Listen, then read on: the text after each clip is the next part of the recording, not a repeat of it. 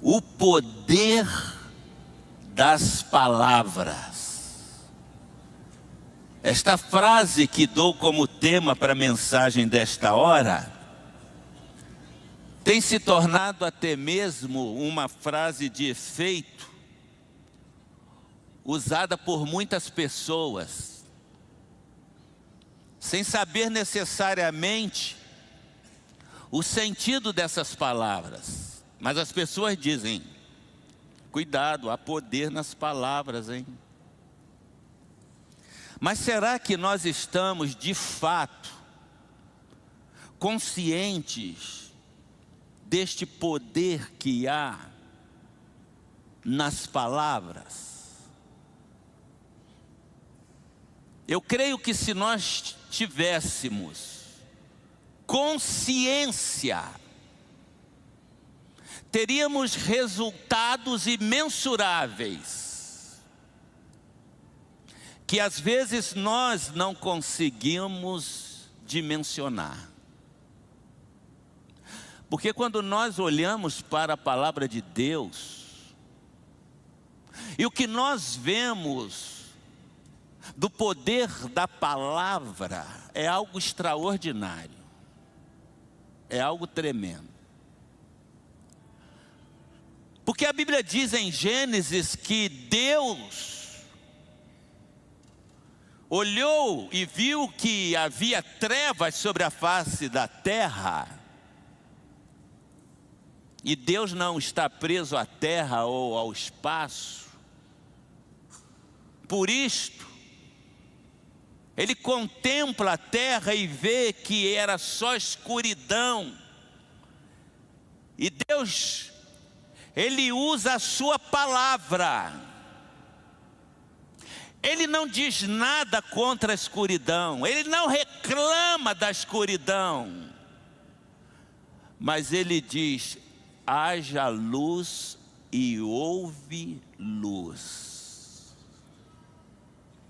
Poder da palavra. Quando nós lemos em João no capítulo 1,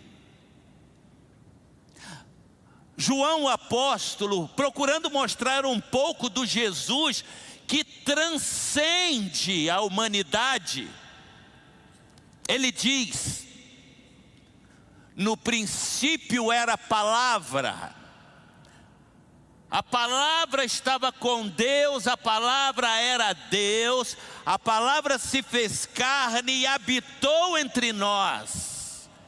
E nós vimos a sua glória como a glória do unigênito do Pai. Em outros termos, no princípio era Deus,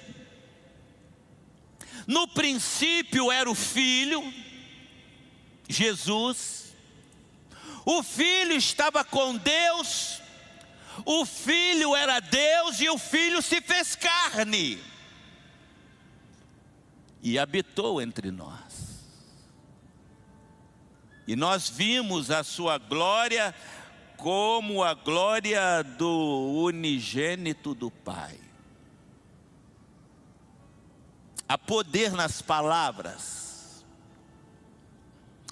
Por esta razão, uma das promessas da vinda de Jesus foram estas: a virgem conceberá e dará luz a um filho. No futuro, a virgem conceberá e dará luz a um filho. Talvez você possa dizer: mas são palavras de Deus. Sim, sempre serão as palavras de Deus. Foi por esta razão que em Mateus no capítulo 16, o verso 18, o Senhor Jesus, se dirigindo a Pedro, Ele diz: tu és Pedro, sobre esta pedra edificarei a minha igreja, tudo que ligares na terra terá sido ligado no céu. Tudo que disseres na terra terá a aprovação do céu.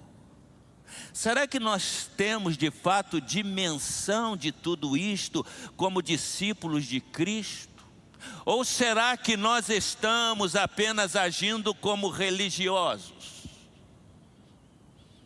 que não experimentam o verdadeiro poder de Deus? Às vezes até fugimos desses textos um tanto quanto espinhosos. Mas são palavras de Jesus. O que disseres será confirmado. Ou para alguns, já foi confirmado.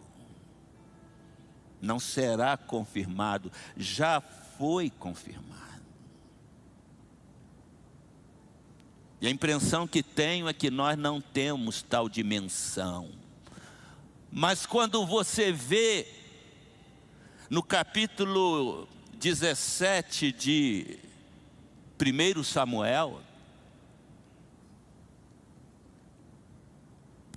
um gigante está amedrontando todo Israel de Deus, dizendo palavras de afronta. E não só o exército de Israel, mas o rei de Israel, Saul, estavam acuados, estavam amedrontados. E vem um jovem, entregador de marmita. Sabem o que é entregador de marmita? Eu já fui entregador de marmita nas fábricas, quando era adolescente. Levava comida para quem estava trabalhando.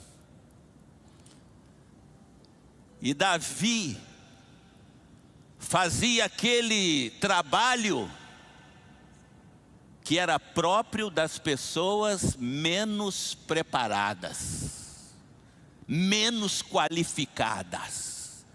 Seus irmãos estavam no exército, e todos de igual modo, apesar da robustez, da força que tinham, estavam acuados e amedrontados.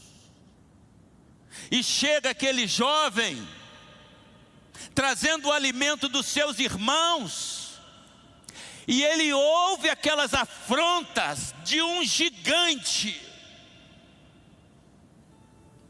E ele olha para aquele gigante e diz em alto e bom som: quem é este incircunciso? Em outras palavras, quem é este ímpio? Quem é este iníquo para afrontar o exército do Deus vivo? Talvez você possa dizer: ele estava orando, Deus agiu. Claro que Deus sempre age. Mas foi a atitude de Davi, a atitude de alguém que não tinha dúvida de que era tomado pelo Espírito de Deus, de alguém que não tinha dúvida do Deus que servia, do comprometimento que tinha com Deus. Então ele não chegou ali e se ajoelhou: Deus tem misericórdia, me ajuda a vencer esse gigante. Ele chegou com ousadia: hoje eu entregarei a tua cabeça. Quem és tu para desafiar o Deus vivo? Atitude, atitude. Eu costumo, nas minhas palestras sobre liderança, falar sobre os verdadeiros líderes, e uso uma história que exemplifica muito bem, porque cada crente tem que ter uma atitude de líder e não de liderado. de vencedor e não de vencido. E a pergunta que faço é esta: por que o leão é o rei da selva? Por que o leão é o rei da selva? Ele não é o maior, ele não é o mais pesado, ele não é o mais veloz. Por que ele é o maior? Porque ele é o rei da selva. Por uma razão: pelo que está dentro dele, a atitude de vencedor, atitude. Ele não teme a nada. Ele pode ver uma grande girafa, um grande elefante, e o que ele vê é alimento. Ele visualiza alimento, vitória. Eu vou vencer. E vence, se torna respeitado. O que nos falta? Atitude de vencedores, atitude de homens e mulheres de Deus, que tem dentro de si o maior poder que a humanidade poderia experimentar, o poder do Espírito Santo de Deus. Ele está em nós. E foi por esta razão que Jesus disse aos seus discípulos em Lucas no capítulo 24: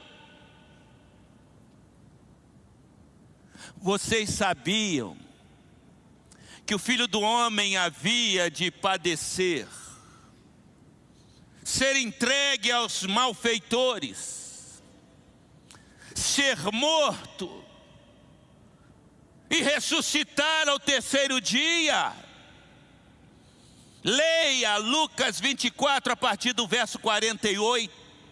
Jesus está dizendo para eles: vocês sabem disto. Vocês andaram comigo, viram os milagres que eu fiz, e eu estou aqui, ressuscitei dentre os mortos. Agora eu pergunto para você: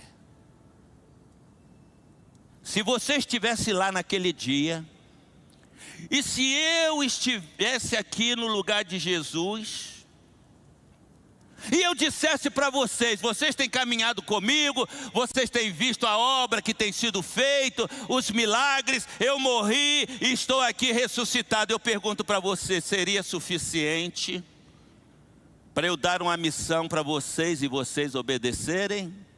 Talvez muitos digam: sim, pastor, seria suficiente.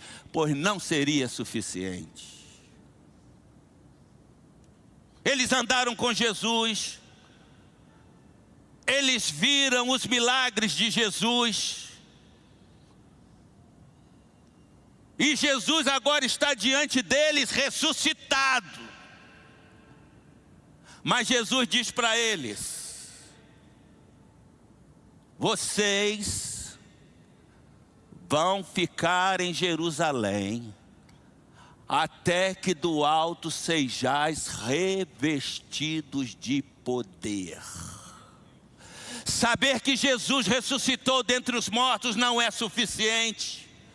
Ter caminhado com Jesus ao seu lado não é suficiente. Ver os seus milagres não é suficiente, se não for cheio do Espírito Santo de Deus. E ser cheio do Espírito Santo de Deus não é um movimento momentâneo. É vida na presença de Deus, é busca constante, é o que falta à igreja nos dias de hoje. Por esta razão, não vemos o que poderíamos ver como discípulos de Cristo. Porque os discípulos de Cristo eram como nós. Eles eram como nós. Medrosos, tímidos, acovardados. Alguns duvidaram dele, outros o negaram, e houve até quem o traísse. Até o momento em que Jesus ressuscitou dentre os mortos. Eles não tinham experimentado a promessa que Jesus havia feito em João 14 e em João 15. Eu não vos deixarei órfãos, eu voltarei para vós. E o mesmo escritor de Lucas é o escritor de Atos dos Apóstolos, que narra o que aconteceu no dia de Pentecostes, no capítulo 2 de Atos dos Apóstolos. E no capítulo 3, aquele Pedro que antes era medroso, aquele Pedro que foi capaz de negar a Jesus diante de uma empregada e dizer: eu não conheço esse homem. No capítulo 3, depois de ser revestido do Espírito Santo de Deus, ele vai ao templo e ele encontra um pedinte, que talvez ele já devesse ter encontrado muitas vezes. E quando o pedinte estende a sua mão, ele usa a sua palavra. Ele não faz uma oração: ó Deus, tenha misericórdia desse pedinte, é um aleijado, ele não pode trabalhar, ajuda. Ele diz: eu não tenho prata, eu não tenho ouro, mas eu tenho algo que a prata e o ouro não podem comprar. Em nome de Jesus, levanta-te e anda. E o homem levantou e andou. Há poder na palavra de um homem, de uma mulher temente a Deus. E é disto que nós estamos precisando, de homens e mulheres não religiosos, mas completamente comprometidos com Jesus, cujas vidas, como eu disse na última mensagem aqui, estão mortas para si mesmos. Aqueles homens só foram o que foram porque eles não abraçaram uma religião. Se abraçasse uma religião, seriam judaizantes e não discípulos de Cristo, que foi rejeitado pelos judeus. Ele tem de me seguir, tome a sua cruz e siga-me. Morra primeiro. Cruz é lugar de morte. Cruz é lugar de você sepultar tudo que você era. E não adianta a gente estar nas nossas práticas religiosas se nada muda na nossa vida. Se você participa de um culto após o outro, mas continua sendo a mesma pessoa. Se houve um desafio como este e amanhã nada acontece, é preciso que haja atitude. Atitude de quem se dispôs a morrer para viver a vida de Cristo na sua vida. Isso é evangelho. Isto é evangelho. E aí haverá poder nas suas palavras, porque será o Espírito Santo. Você vai ser apenas porta-voz do Espírito Santo, aquilo que Ele quer fazer, porque Jesus diz: quando Ele vier, João capítulo 15, quando Ele vier, Ele glorificará o meu nome. E a maioria dos crentes não sabe o que isso significa. Ele glorificará o meu nome, porque vai usar a vida dos meus discípulos com poder, com autoridade, e o que eles fizerem vão levar as pessoas a glorificar o meu nome. Que tipo de crentes temos sido? Talvez você até me ache rigoroso, mas a minha missão é esta: pregar o verdadeiro evangelho de Jesus Cristo e não massagear o ego das pessoas que querem fazer parte de uma religião. Fiquem na cidade até que do alto sejais revestidos de poder. Enquanto você estiver se sentindo um crente morno, um crente frio, que não faz diferença, prostre-se diante do Senhor, clame, chore, jejue, até que do alto seja revestido de poder. Não será mais esse crente frio, vazio, religioso, religiosa, o que constitui a maioria dos cristãos no mundo de hoje. A Bíblia diz que no início era a palavra estava com Deus, a palavra era Deus. Eu vou continuar essa mensagem domingo que vem, porque eu estou falando com muita força e eu não aguento falar mais. Há poder nas palavras de Jesus. E essas palavras estão, diz o apóstolo, essas palavras estão perto de vocês. Estas palavras estão junto de vocês. É no poder da palavra. É no poder da palavra que nós vamos ver mudanças de vida. É no poder da palavra que nós vamos ver milagres acontecendo. É no poder da palavra que nós vamos ver almas se rendendo aos pés de Jesus. Mas só haverá poder nas palavras daqueles cujas vidas estão consagradas no altar do Senhor. Chega de religiosidade, chega de brincarmos de ser cristãos. Nos dias de hoje, você vai encontrar todo tipo de cristão. E a Bíblia diz que isto vai acontecer no final dos tempos. Mas Deus vai levantar um remanescente comprometido com Ele. Deus vai levantar um povo que se chama pelo seu nome. Povo composto de homens e mulheres totalmente comprometidos com o Senhor.